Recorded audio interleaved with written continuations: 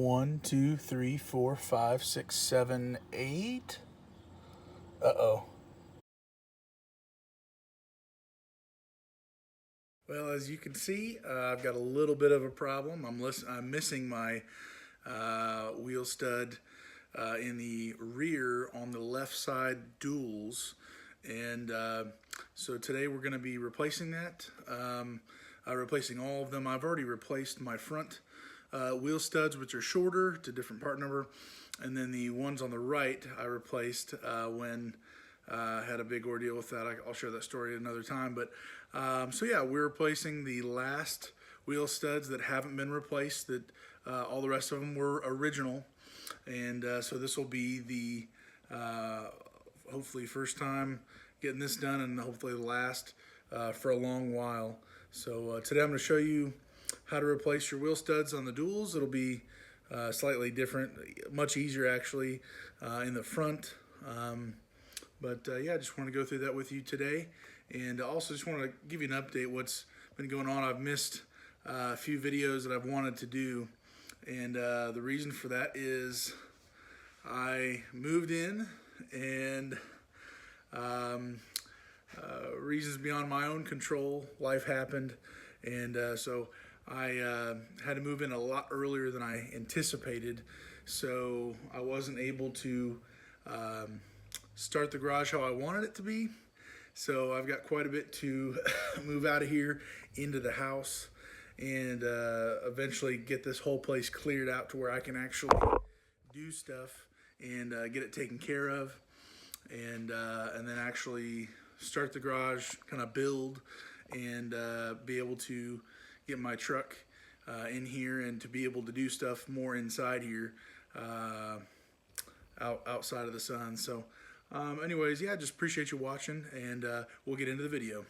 All right, so before we get into it, just so you know, this is the part number for these dual rear wheel studs.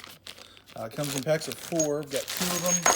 I'm not going to be just replacing the one that I had go shear off. I'm going to replace all 8 of them. So again, this is the part number for you. This is, I'm not sure what years it completely covers. I'm assuming it's pretty common. They probably didn't change it really at all, but my truck is 2012, and this is the part number here. I got these off of Amazon. I think it was 2-day shipping, so it was pretty quick, and I'll have the link in the description for you for that. If you need to replace your wheel studs, again, mine have already been replaced within the last 100,000 miles, all 3 other corners. So this is kind of just, it's about that time, 500,000 miles, and you need to probably a good idea to replace the wheel studs. So yep, we'll get into it. All right, so first things first is you need to jack up your rear axle, be able to freely move the tire off the ground. And then what I'm going to be using is the 7/8 deep drive with my bare 20 volt, and to be able to get these nuts off pretty easy. It's got plenty of torque to do it. Pretty much anything you need on the truck, this has enough to do it. So we'll go ahead and get started.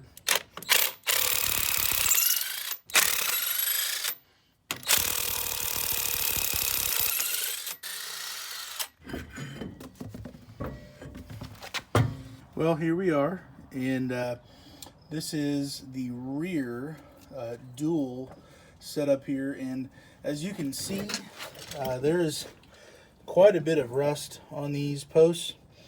It's well worth it to just replace them all, and obviously with that amount of area in the back there, in the front, it's easy enough to just pop them out and then put the new ones in.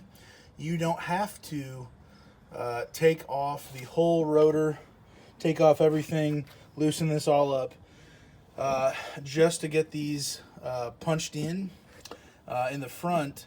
But for the rear here, we have to take everything off. So we'll be taking off the caliper, taking off the rotor, and then getting this all taken care of. All right, so for the top bolt on the caliper mount, we're going to be taking off, that's a 13 millimeter. So I'll be using a 13 millimeter on top. All right, so as you can see here, right out of the gate, the inside of this bolt here where it goes through, let me move it back a little bit. It's been spinning as I go through with this. So I've got some pliers on here to hold that in place to be able to break it free. Go figure, this is just what happens right out of the gate. So if you have trouble, just get another pair of hands here, secure it with something you've got, and be able to break it free like that. All right, so to get the larger bolt, it is a 13/16. See there, using a short with a pivot ratchet there, getting onto that bolt in the back, and I'm just going to crank it over.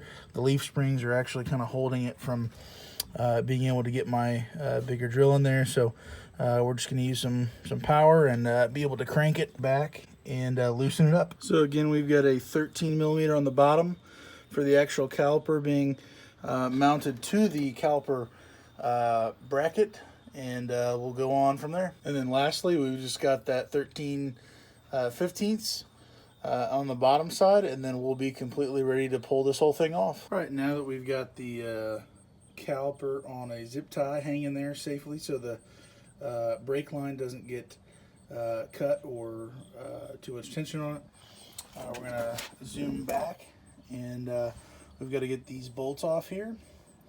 There it's a 9/16. I'm going to probably start with the actual drill to get these loosened up, and then just hand crank these with the 9/16 here, and we'll go from there. Good idea might be to, once you get these loosened up, to be able to crack this. They're probably going to have some fluid drip out, so you might want to have something to catch it, so you're not surprised by that. I only have the left side jacked up here, so it's possible that nothing will come out because it's going to be going the other way with gravity, but just in case, you'll probably have something coming out here, so just something to think about. All right, so we pulled we got the bolts off, and we pulled the whole rod out.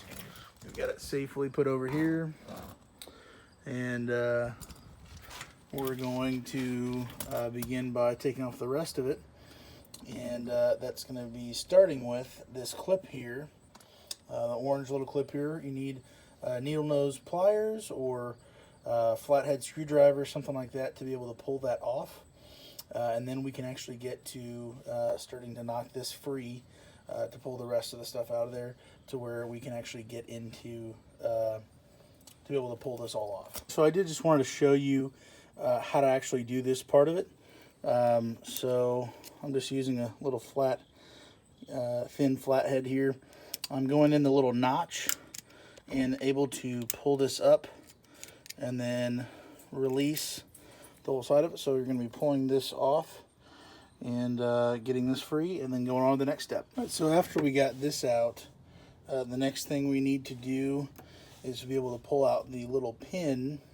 In order for this to get loosened up, there's a little block in here, and what I'm using today is just some wire cutters, some strippers.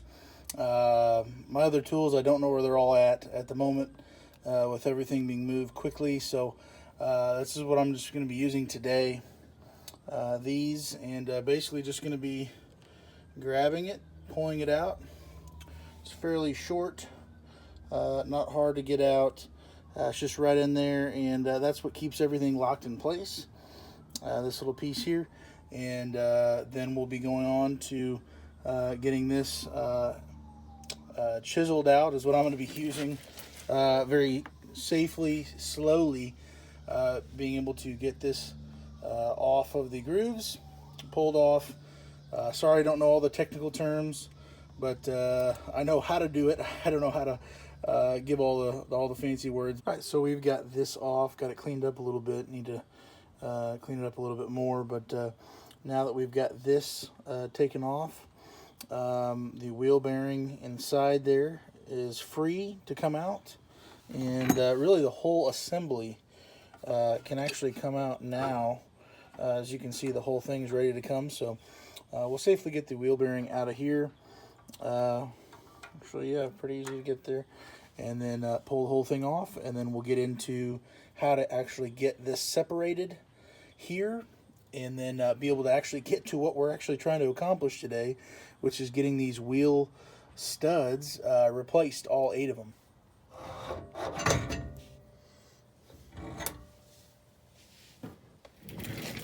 Alright, so we've taken off the rotor, and I've got a 9/16 socket on there with the drill, and I've taken off the 7 around there. This will be the last one. Then we'll be able to separate the 2 parts, and then be able to actually get to the wheel studs. Okay, so we've got all 7 original wheel studs punched out. Use this big boy over here to do it, and then we've got the one that's still sheared off, still inside there. I'm going to be using some type of punch, or some type of just thing smaller enough to get in on that, and then to be able to bring the sledgehammer down, punch that out as well, and then we'll start from there. Well, guys, I am kind of at a loss for words right now. I've got the last bolt that's sheared off in there, and if you want to know what a 500,000 mile wheel stud that's sheared off looks like, it's right there. It is not wanting to come out, and so I'm not going to show me trying to get it off. I've been trying to do it for a little while now, but I'm going to get some help from Buddy and be able to punch that out. I don't have all the tools that I want, or that I even do have. They're not all here together, so I'm going to get this punched out. But you do run into these types of things. It's not all so easy. So I just wanted to give you a heads up on that.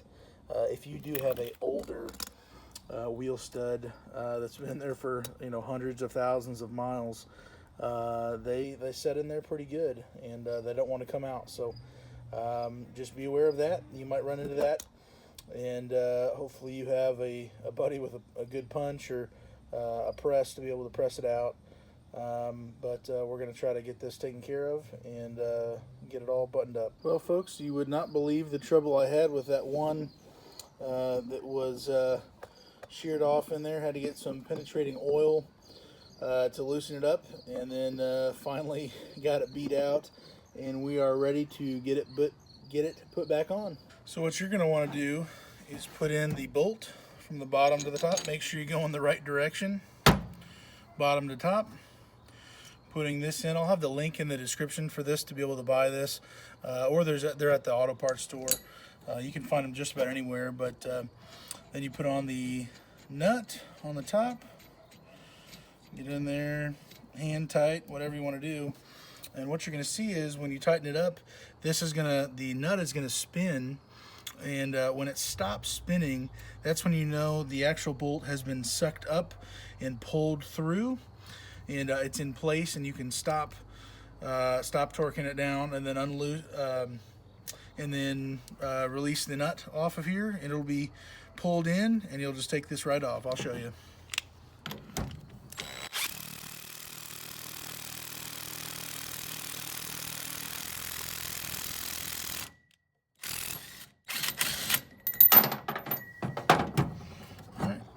And as you can see, it's been pulled all the way through, and you're good to go to keep putting on the rest of them on. All right, now that we've got this all put back together with all 8 brand new wheel studs, we can go on to the next step, putting this back onto the rotor, mounting it to the rotor with the inside bolts that go the other way, and then we'll be able to put all of that back on the axle and put it back together, and we'll be done. All right, again, so we've got the 9/16 in there. It's very important also to try to clean as much as you can. Just anytime you have the opportunity. So keeping all this stuff clean, I try to wipe things down. Did a decent job there, but all the bolts as well, just try to keep everything clean. When things get in there, it can cause issues, can loosen it up. So just make sure that you're keeping everything clean, all the grooves and the bolts. Make sure that they're free and clear before you put everything back in. All right, so I've got all 8 in there, cleaned up, got them started. I'm gonna get them hand tight, and then I'm gonna take the drill to it. Not going crazy with it, not gonna be really trying to force things and crack things or anything, but gonna get those all put on, and then we'll put it back on the axle over here and go from there.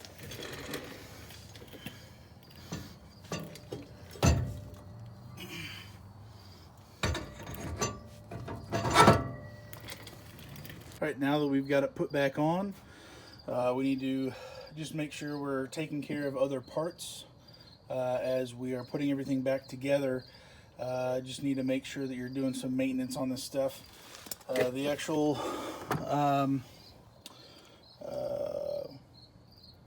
wheel hub, the actual hub assembly here, bearings, I'm sorry. The actual bearings here need to make sure that they're cleaned up. There's no debris on them.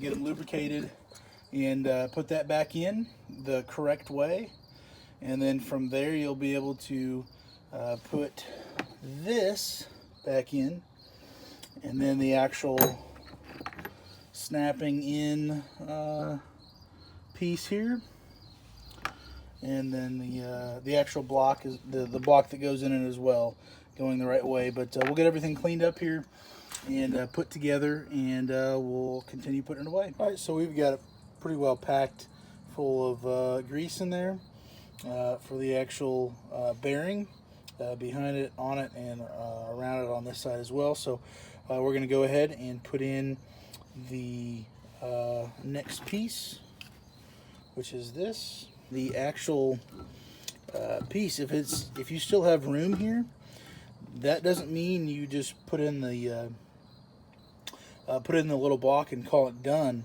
If you still have room and this whole piece is able to move back and forth, that means you need to keep going. You don't stop there. So if it gets tight, keep going, don't stop. Go get your flathead screwdriver, do something to keep spinning it. I'm just using my fingers right now, but this eventually will go all the way back to where I can't do it anymore, and the actual rotor can't move. The whole assembly here isn't going to be moving this way back and forth. So make sure you get all the way back so nothing's loose, and then put that the little brick inside there. When it's lined up, tap it to the closest opening on the top here, and then you'll put in your piece here and be able to get that secured in there, and you'll be good to go. All right, so as you can see, just want to clarify, the little block is in the right place. It's been lined up like where it was before, exactly the same line. I've got a mark over here on the side that I'm able to actually see that it's lined up the right way. It's always on the right side, top right side here. So I've got the block inside, then I got the actual ring going around it, holding it in place so it doesn't come loose and everything goes crazy. And that's all tightened on there. I'm going to put an extra little layer of grease around in here to make sure everything is secure, and then we'll go ahead and put the rod back in through the axle there, put on these 8 bolts here. Then we just have the caliper mount on the back side here. I'm not going to show that again. It's getting pretty dark today, so yeah, just putting these 8 on here, and then the caliper mount back there, and just put your tires back on and you're good to go. All right, so as you can see, I had a little bit more fun than I really anticipated to have on this job. That sheared bolt was just in there for good. Had to punch that out. Had a good A friend of mine helped me, thank you, and got it all taken out. Got them all punched back in. Everything's buttoned up, good to go. I'm going to retorque them after 50 miles with a dually. Got to make sure you do that if you have dual tires in the rear, no matter make or model. Make sure you retorque them because they can get loose after a little time. So that'll wrap up this video for today. It's just been crazy with the new house and trying to keep the truck well maintained. I've got a few more things I need to do before I can even go out on the road again to stay DOT legal and make sure I'm good for that. So hope this was help to you. It takes a lot longer to get these videos out to actually be a help to you. I've seen lots of videos where they're just not a help. They show you what to do, but they don't show you what to do. So hopefully this was actually helpful to you. If it was, like and subscribe. Leave a comment. If you actually use my video to do the job, give me a comment. Let me know. That just fills my soul. I'm happy to do it. Happy to help if I can.